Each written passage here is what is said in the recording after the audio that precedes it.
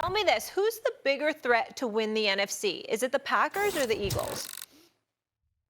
I'm going Eagles, Molly, and it's hard because this thing is really like I think the four teams at the top of the NFC is obviously San Francisco, Detroit, Green Bay, and Philly. But I think the addition of Saquon Barkley, look, this Eagles team last year was about their mentality. They were shot mentally. This was not about ability or if they had the guy. We know A.J. Brown is an elite wide receiver. We know he's one of the top guys when it's going.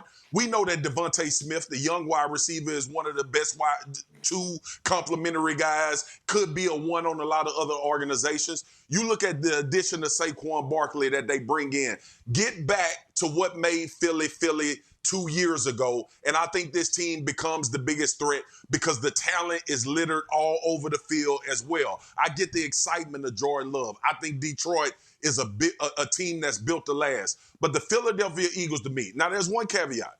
Jason Kelce will be sitting on Monday Night Countdown with me, which I think is huge. Obviously, we know he's a future Hall of Famer, center. That's a big time thing you got to replace. But I believe that this team last year, mentality-wise, something was missing. And if you want to make the case that they shouldn't be because of that, I understand it 100% based on how the season ended for them. But if they get that part right, mixed with Vic Fangio coming in and Kellen Moore calling offense, having more continuity, more of an identity, I think Philly is the biggest threat. Okay. This is an interesting question, and obviously it's being asked because Packers and Eagles should both be really good, and of course, they're playing each other on Friday, which I think is a really exciting, week one matchup for sure. I think both these teams have pros and cons going for them right now. If you can see at the bottom, it says 14%, chance to represent NFC in Super Bowl. Philly is 14%, Green Bay is 10%. So obviously the Eagles have that edge. But I would say Green Bay has all the momentum, is the way I look at it. And I do think a lot of that momentum does carry from last season. You do still have to start over, and you do have to kind of recapture that momentum to a degree, but they do have it. They have the hype, they have the energy, they have the confidence. The Eagles, on the other hand, have to regain that confidence. They have to, convince themselves, okay, we can do this. Last year was just a fluke, right? And it's a different mentality, whereas the Packers have to kind of just continue to believe in themselves, right? It's just it's a lot easier to maintain a fire than it is to start a fire. And that's the kind of the way I look at it. So the Packers are in a situation where they just have to maintain the fire right now because they already built a roaring fire, while the Eagles, it got put out. It got drenched by water spectacularly last season. And so they have to recapture that. There's a lot of recapturing and reigniting that the Eagles have to do. Listen, I think both these teams are going to be top teams in the NFL, which is why I think it's awesome that they're playing each other.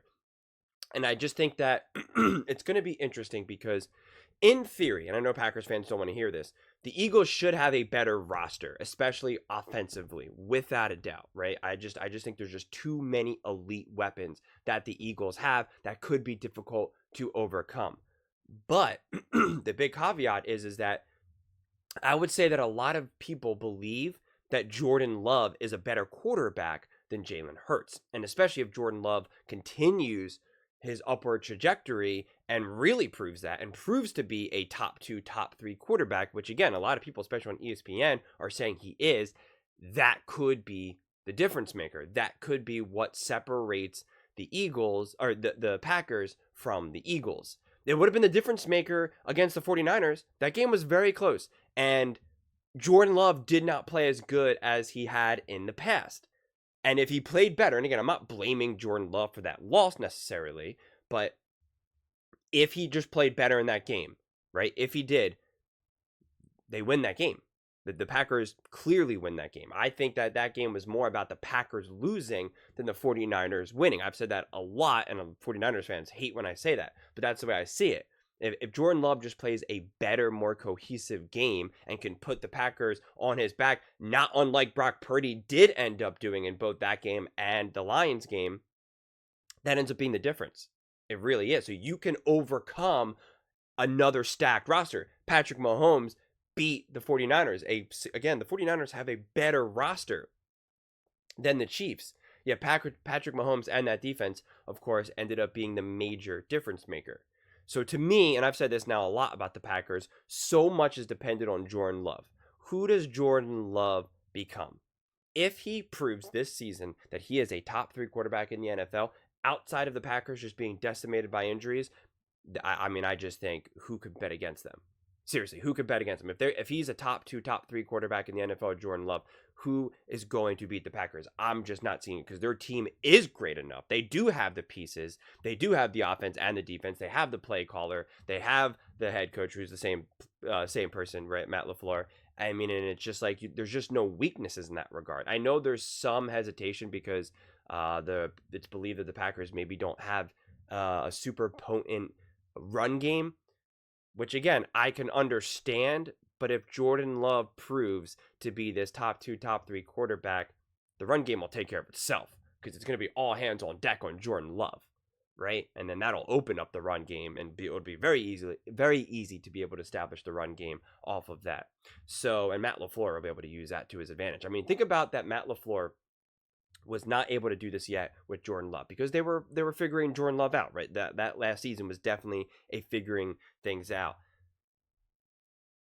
Once people truly become afraid of what Jordan Love can do, when he is truly a threat to the defenses and the coordinators and just the team as a whole, and they're just like, okay, this is all hands on deck, we got to stop Jordan Love. When you have a brilliant coach, an offensive coach like a Matt LaFleur, like a Shanahan and McVay, they know how to use that to their advantage. Andy Reid's a mastermind at this. Andy Reid knows how to use all of the fears that Patrick Mahomes imposes on defenses and uses it to their advantage. And that's what Matt LaFleur will be able to do with Jordan Love. Jordan Love was just a quarterback last season. He played great and was top level, but for the most part, he was just a quarterback. You know, defenses couldn't really hone in on one or two things necessarily because they were still trying to figure out, well, who is Jordan Love? We don't really know what to expect from him. You know, once someone gets established as a true elite quarterback, there's this level of fear that the top coaches can just expose because they're going to try to do certain things that can become very they're going to try to do certain things to stop, say, like a Mahomes or a Jordan Love or anyone else, Josh Allen, and a good offensive coach will be able to expose that and know, okay, this is what they're going to try to do. Easy, right? If they go 1, we go 2. If they go 3, we go 4. I mean, it just becomes, it's called like a decision tree. It just becomes very formulaic, very elementary. And when you have the quarterback who can then execute that, I mean, it's just forget about it. So we have not seen that being able to be part of what the Packers can do offensively. And I think that, keep that on the radar. Keep that on the radar as to what Matt LaFleur will truly have dialed up for Jordan Love, especially, like I keep saying, if he proves to be this top 2, top 3 quarterback. And to me, that could be the difference. But listen, if he just ends up being a really great top quarterback, maybe not top 2, top 3, but like just ends up showing, hey, yeah, I'm a top 5, top 10 quarterback. I kind of slide in this range. Maybe I don't have the same level of consistency as, say, a Patrick Mahomes, which is totally understandable.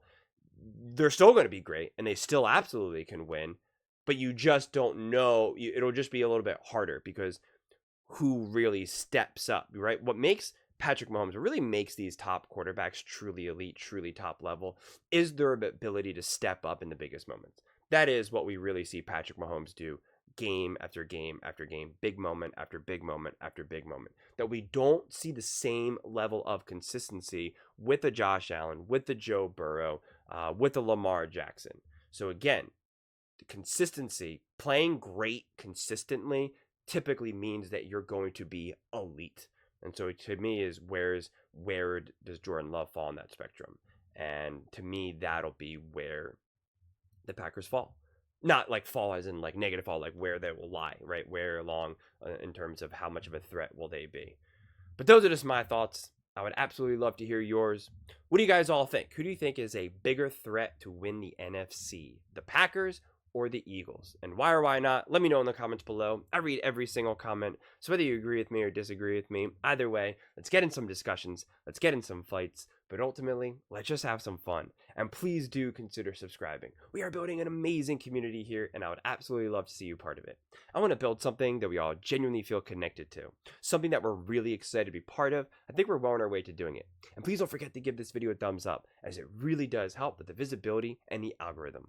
Thank you so much, and see you next time.